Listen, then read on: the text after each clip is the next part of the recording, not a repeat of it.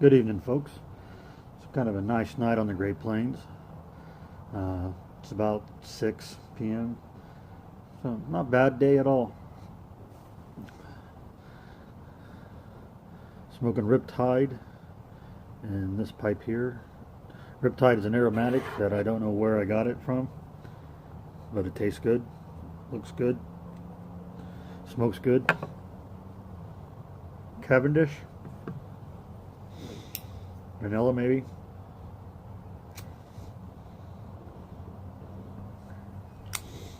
A little bit of other stuff, I'm sure, but it's tasty. It's good. The thing is, I only have about that much more in my mason jar, and then I'm out. So I was thinking the other day while I was at work about factory work and and people who make stuff,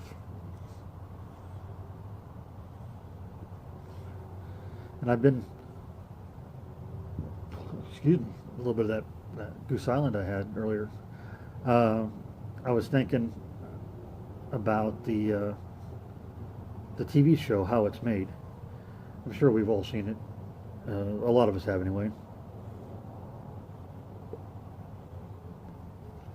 It's about a half hour long, and it goes around the factories. I'm sure it's probably here in the U.S. and in Canada, maybe in Europe, and they show how different things are made. Uh, One time I watched them make pipes from Dunhill. Another time they made micrometers. Another time they made fire hydrants. So it's very interesting. It's kind of like I don't want to say it's turn your brain off, but somehow it hypnotizes me to watch it.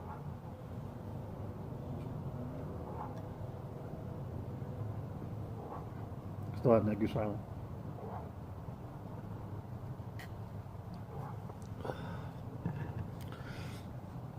But the day after Thanksgiving, we went over to my brother-in-law's parents' house, and I work in an air conditioning factory. His dad is a auto body person who does auto body, and he works in an auto body shop like that. And he worked 11 years in hardware, or longer than that, 12 years in hardware or so, and now he works in as a gas station attendant, manager actually. So we're sitting there having leftover turkey and all those good fixings and all that, just enjoying ourselves. And the show's on because we didn't want to watch Rudolph the Red-Nosed Reindeer or any of the other million Christmas shows that are coming out the day after Thanksgiving instead of waiting until December. So we're watching this, right? And we're having dinner, and they're making micrometers from Sergeant. And we're watching. They made some glass, porcelain things that they put on the wall sconces, and et cetera, different things. We're just enjoying the hell out of it. And his mother comes up at the end of it all and goes, "We're not watching any more of this shit." She simply had enough. She was done with How It's Made after only 4 episodes, two hours of greatness. But it was kind of funny. But like I said, I was at work, and we can't listen to music or anything at work. So I was just thinking. Sometimes I go through music in my head. Sometimes I go through movie plots or TV show plots in my head because I don't need to think about putting the glue onto the door, to put the fiberglass onto the door, to put the panel onto the door. I don't need to think about that the whole night. I mean, it becomes second nature. So I think about other things, and I was thinking about you know the show, how it's made, and how entertaining I find it, and hopefully lots of people do.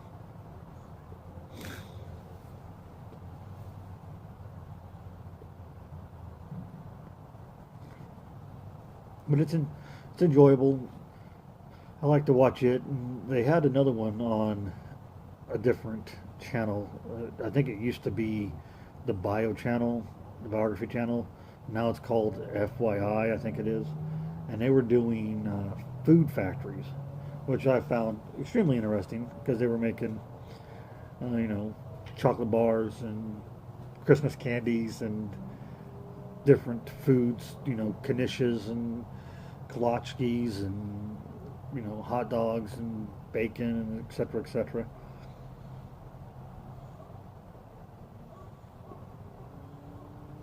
So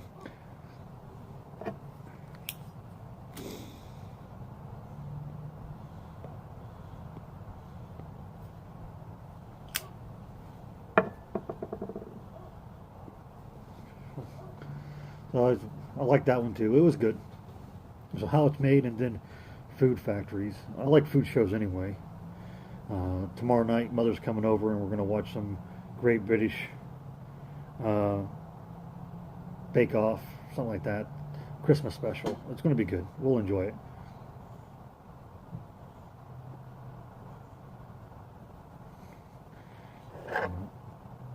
This pipe's nice. I like this pipe.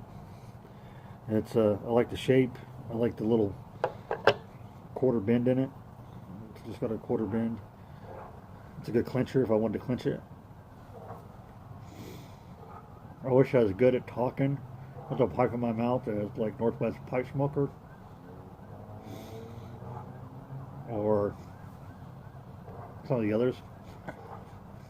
Maybe it's partially due to my hearing ability, because I can't hear in one ear and I'm pretty much deaf in the other, that I want to hear myself speak, and when I put that in my mouth I can't. So, but this is a good pipe. It's I would tell you the name. I forget it every time. It's an Italian pipe. Got an Italian name. It's a beautiful pipe. I like the flame and the bird's eye on it, but I can't pronounce it. It starts with a G, I think.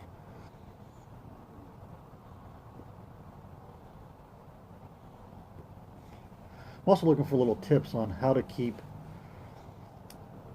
tobacco moist in my mason jars without a great investment. I don't want to spend a lot of dough. So if I can get some tips in the comments below, that'd be great, on how to keep my tobacco moist at a cheapskate price, because that's what I am, is a cheapskate.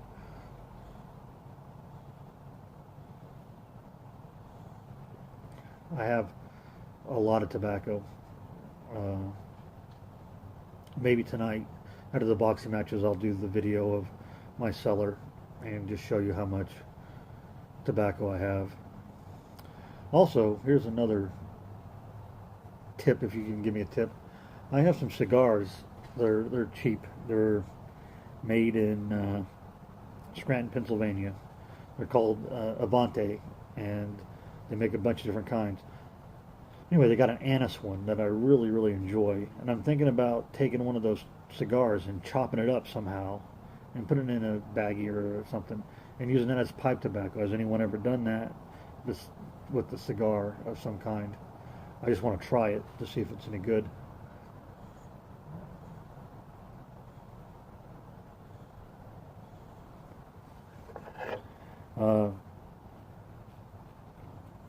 I think I got some right here. Hold on a second. I'll be right back. Talk amongst yourselves.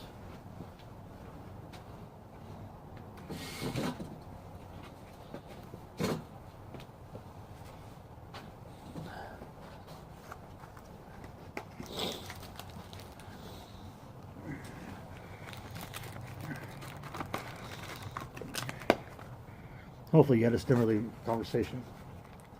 This is the cigars. They're Avante all tobacco, anise flavored, licorice flavored tobacco cigars.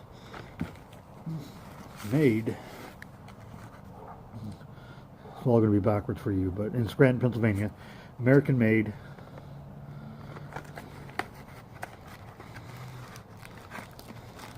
They come in a little stick like this. They're Italian style cigars. Don't need to be hydrated, so they are pretty dry. But as far as cigars go, I like cigars, don't get me wrong, but I don't like spending the money for one stick of cigar on a one stick for a cigar.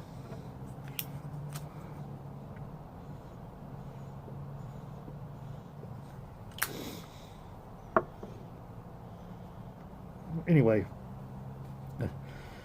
So I have one of those every now and then, and I like them. I also have some, same company makes a couple different kinds. They fire cure the tobacco. It's got a really great, the ones that aren't anise flavored has a really great smoky flavor to them. They also have a bourbon flavored one, which is really good. They have some called the Kentucky Cheer Roots. They're really good, and they're all, everything they make is great. I love them all, but I was trying to think of an experiment. If I could just take and chop that up, put it in a baggie, try to hydrate it a little bit. I wonder how it would smoke in my one of my corn cobs, because I wouldn't ruin a good pipe. You know, I'd definitely throw it in a corn cob. So, if anyone's tried that, if there's any tips, please comment below, because I'd like to know. Besides that, I think I'm going to finish this pipe, go in, make a tuna salad sandwich, and watch some boxing tonight. A couple boxing matches on HBO, a couple boxing matches on ESPN, so it's a night of boxing. So, anyway, remember what Popeye says, I am what I am.